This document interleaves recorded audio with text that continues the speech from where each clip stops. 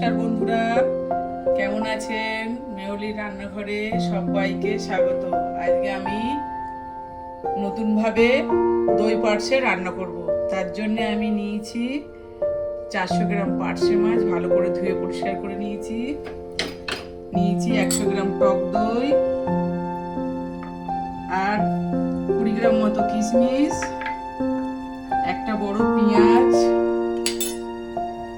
এটাকে আমি বেটে নেবো, একটা টমেটো, 4টে কাঁচা লঙ্কা, 1 ইঞ্চি আদা, গোটা 10 রসুন নিয়েছি। এটাকে আমি ভালো করে পেস্ট করে নেবো। কিশমিশটাও আমি ওর সঙ্গে দিয়ে একেবারে পেস্ট করে নেবো।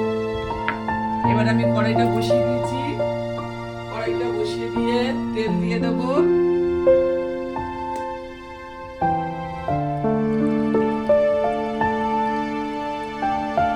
তেল দিয়ে এবার আমি মাছগুলোকে একটু নুন মাখিয়ে, অল্প করে হলুদ আর নুন দিয়ে মাখিয়ে নেবো।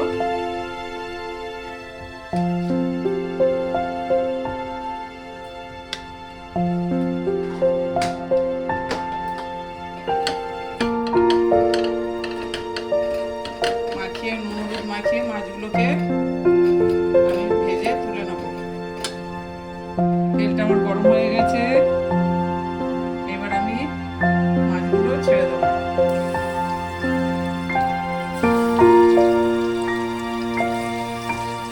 সবগুলো দেবো না, ভেঙে যাবে, অল্প অল্প করে ভেজে তুলে নেব। পার্শে মাছটা আমি মিনিট পার্টে 1 পিস বসে দিয়েছিলাম, এবার আরেক পিস আমি নিচে দেবো, দিয়ে আবার 1 পিস আমি নিচে দেবো।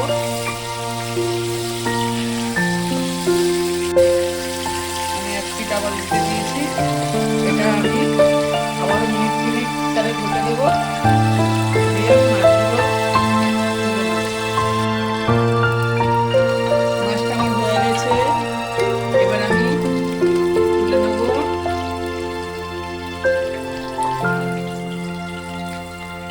মাছটা আমি খুব বেশি কড়া করে ভাজিনি।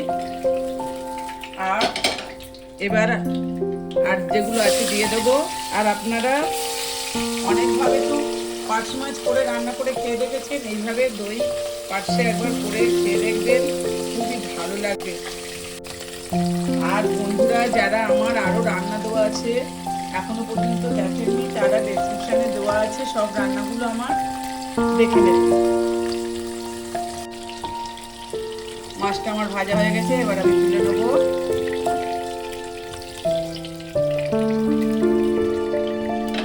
তুলে নিয়ে আমি এই তেলে দিয়ে দেবো। ওই তেলে আমি 2টো শুকনো লঙ্কা ফোড়ন দিলাম। ফোড়ন দিয়ে আমি মশলাটা দিয়ে দিচ্ছি। মশলাটা দিয়ে আমি মিনিট 3 ভালো করে কষিয়ে নেব।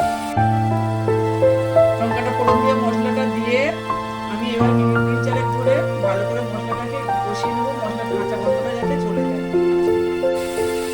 মশলাটা আমি মিনিট 5 ভালো করে কষিয়ে নিলাম, মশলার কাঁচা গন্ধটা চলে গেছে। এবার আমি এতে দিয়ে দেবো নুন পরিমাণ মতো,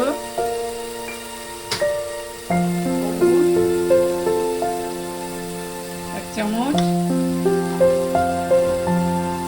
লঙ্কার গুঁড়ো। যেহেতু আমি ওতে কাঁচা লঙ্কা দিয়েছি 4টে, বেশি লঙ্কার গুঁড়ো দেবো না, আপনারা যে যেমন ঝাল খাবেন তেমন দেবেন। আর একটু দিয়ে দেবো, যেহেতু টক দই পড়বে, অল্প একটু চিনি দিয়ে এটাকে দিয়ে আমি আবারও জল দিয়ে মিনিট 2 আবারও একটু নেড়ে নেবো। মশলাটাকে মিনিট 2 নেড়ে নেবো ভালো করে। মিনিট 2 জল দিয়ে মশলাটা কষিয়ে নিয়েছি, দেখুন তেল ছেড়ে দিয়েছে। এবার আমি দিয়ে দেবো গ্যাসটা কমিয়ে আমার কেটে রাখা টক দই দিয়ে এটাকে আমি আবারও মিনিট 2-3 ভালো করে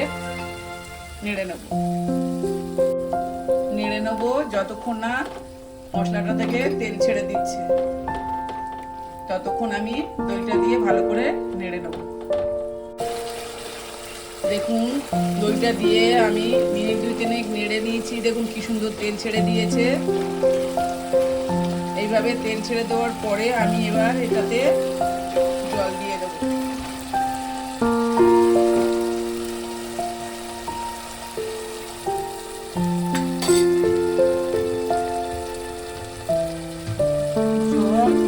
যেমন আপনারা ঝোল খাবেন তেমনই দেবেন। যদি বেশি ঝোল না খান বেশি জল দেওয়ার দরকার নেই। আমি আরো একটু জল দেব, যেহেতু মাছগুলো দিয়ে ফোটাতে হবে। এবার আমি ঝোলটা একটু ফুটে উঠলে মাছগুলো দিয়ে দেবো। ঝোলটা আমার ফুটে উঠেছে, এবার আমি মাছগুলো একটা করে ছেড়ে দেবো।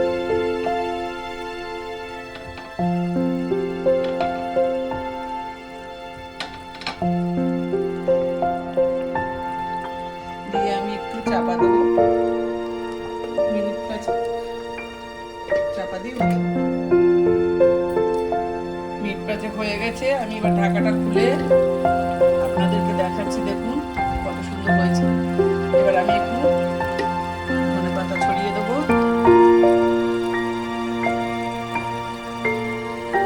দিয়ে গ্যাসটাকে নিভিয়ে দেবো, দিয়ে আমি ঢেলে নেবো। এবার আমি ঢেলে দেবো।